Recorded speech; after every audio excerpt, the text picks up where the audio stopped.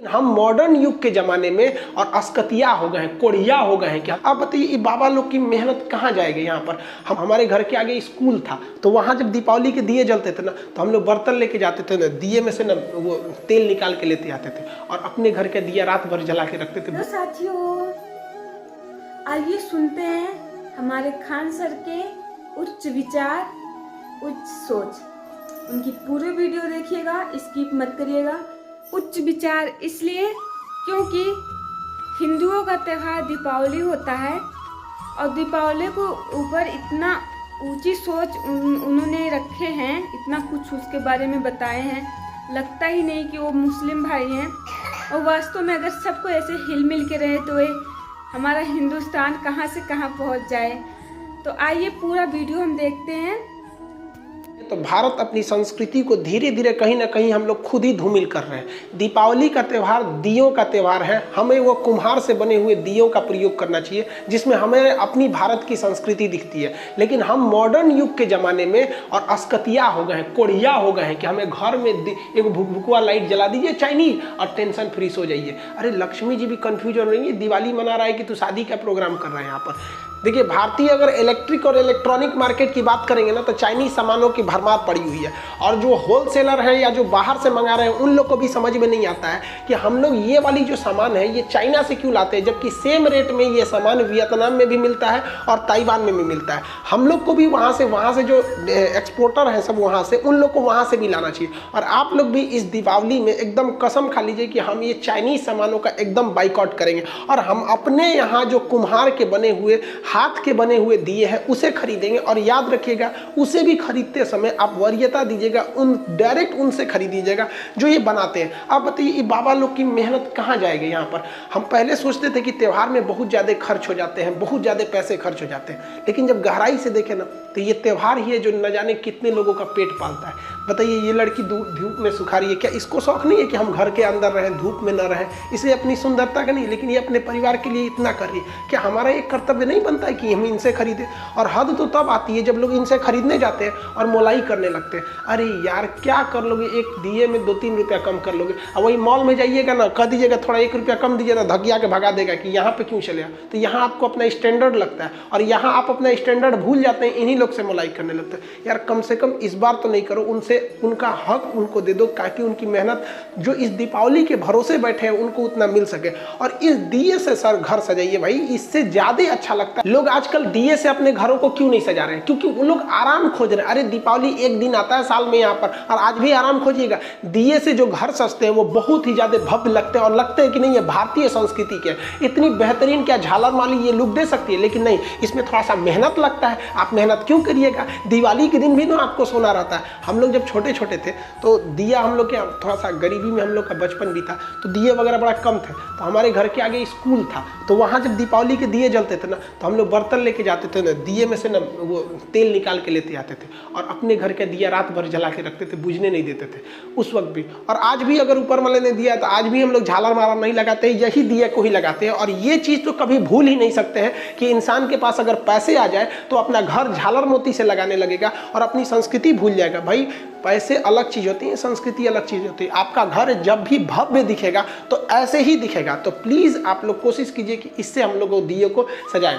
और जो हिंदुस्तान के लोग जो विदेश में है, चाहे वो यूरोप के किसी कंट्री हो, इंग्लैंड में हो, जर्मनी, फ्रांस, अमेरिका, हर जगह इंडियन है। वहाँ नहीं, ऐसा नहीं है कि वहाँ इंडियंस नहीं है। और आप लोग से भी हम हाथ जोड़ के कहते हैं कि प्लीज़ आप लोग जो दिवाली मनाइए ना, तो आप जिस कंट्री में, चाहे यूरोप में हो, अमेरिका में हो, इस तरह से मनाइए ताकि उन लोग को लगे कि नहीं भैया हम अपनी संस्कृति के लिए, डिजिटलाइजेशन नहीं है, हम आज भी अपनी उसी पुरानी संस्कृति को लेकर रहते हैं। और वहाँ पे भी एक ट्रेंड चले और चाइना भी कंफ्यूजन में रह जाए इस बात को लेकर कि हमारे झालर से तो ज़्यादा यही लग रहा है। और चाइना में भी जब जिस दिन दिया बनने लगेगा ना, उस दिन समझेंगे कि नहीं हम अपनी संस्कृति को आगे लेके जा रहे हैं। अब आप खुद सोचिए, दीपावली के दिन लक्ष्मी जी जब आती होंगी तो ऐसे घर को देखेंगे तो कंफ्यूजन में हो जाएंगे कि घर में पूजा पाठ हो रहा है कि शादी विवाह की तैयारी हो रही है। असल में आप अगर ध्यान से देखेंगे तो हमारे समाज में एक मेंटेलिटी होती जा रही है। जो बहुत अमीर लोग हैं, लोग ना जो 5 तल्ला 10 तल्ला घर बना लिए हैं, उन्हें दिया से सजाते वक्त में एक मतलब अजीब सी फीलिंग हो रही है कि दिया मतलब वो दूसरे कैटेगरी के लोग के लिए, ये हमारे लिए है। इस दीपावली आप सब कोशिश करिएगा कि अपने मोहल्ले में जितने गरीब लोग हैं उन्हें कुछ फुलझड़िया, कुछ मिठाई खरीदवा दें, क्योंकि पैसे ना बांटने से बढ़ते हैं। आपको एक एग्जाम्पल देते हैं। हम ये अजीम प्रेम जी विप्रो कंपनी के मालिक हैं। इनके पिताजी थे मोहम्मद हसन प्रेम जी थे। जब देश का विभाजन हुआ ना, तो मोहम्मद अली जिन्ना जो पाकिस्तान के थे, उन्होंने कहा कि मोहम्मद हसन प्रेम जी आप भारत छोड़ दीजिए, आप पाकिस्तान में आ जाइए, क्योंकि विभाजन हो गया है, बहुत से लोग उधर से यहाँ चले हैं, आप भी चले आइए। इन्होंने उसको ऑफर ठुकरा दिया। उन्होंने कहा कि अगर आप पाकिस्तान आ जाएंगे ना, तो हम आपको यहाँ का वित्त मंत्री बना देंगे, फाइनेंस मिनिस्टर। बावजूद इसके इन्होंने इस ऑफर को ठुकरा दिया। उन्हीं के बेटे हैं अजीम प्रेम जी।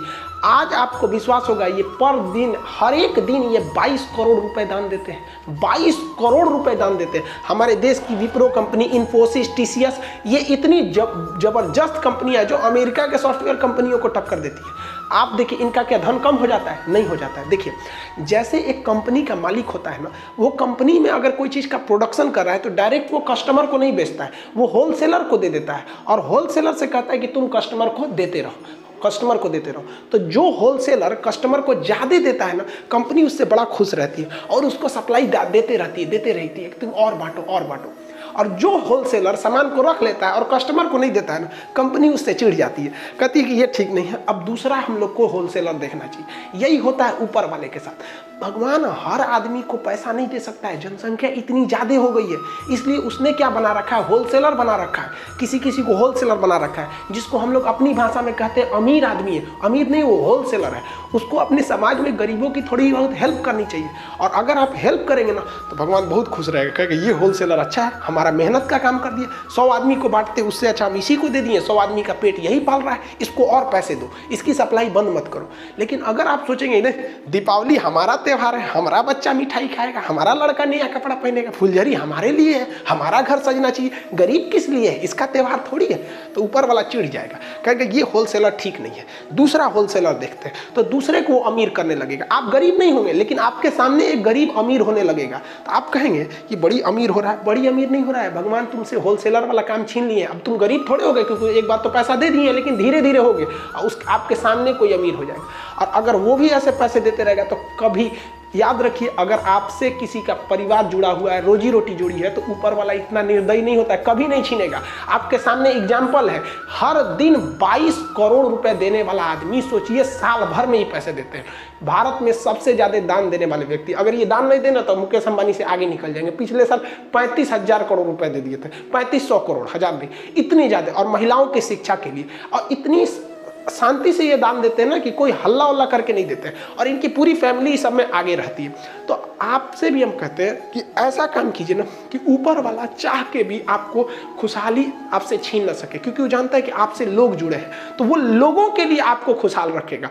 तो इस दिवाली हम लोग करते हैं कि अपने अगल बगल के लोगों को, कम से कम 10-15 बच्चों को भी तो कुछ फुलझड़िया दे देंगे, कुछ मिठाई दे देंगे। इस बार उनको ले जाकर दुकान पर कहेंगे, चल बेटा पसंद कर, तुम्हें कौन सी मिठाई लेनी है, वहाँ पे 2 ही दिला दो यार। हम नहीं कह रहे कि आप 1000 रुपये के दे, 2 ही पीस दिला दो। बच्चों के गरीब को बहुत जल्दी खुश कर सकते हैं, और अमीरों को तो करोड़ों दे दोगे तो उनको पेटे नहीं भरता है उनके। हेलो साथियों, आप सभी ने सुने, आप सभी ने देखे पूरे वीडियो को। उसमें खान सर ने क्या कुछ कहा है, और वास्तव में हमारी संस्कृति यही है कि हम दिए का उपयोग करें, ना कि झालर मोती का। हम अपने घरों में झालर मोती ना लगाए तो अच्छा रहेगा। सबसे अच्छी चीज़ है दिया, जो कि गरीब कुम्हार लोग कितना मेहनत करते हैं, मिट्टी को गीला करके बहुत मेहनत करते हैं साथियों। क्यों ना हम अपने देश को आगे बढ़ाएं, जो हमारी संस्कृति है उसको हम भूलें ना। तो आप सभी ने सुने पूरे वीडियो को कि हमारे खान सर की सोच क्या रही, उनके विचार क्या हैं। तो आप सबको अगर अच्छा लगा हो उनकी सोच, उनके विचार, तो लाइक, कमेंट, सब्सक्राइब जरूर करिएगा साथियों, और इस बहन को ढेर सारा प्यार देना।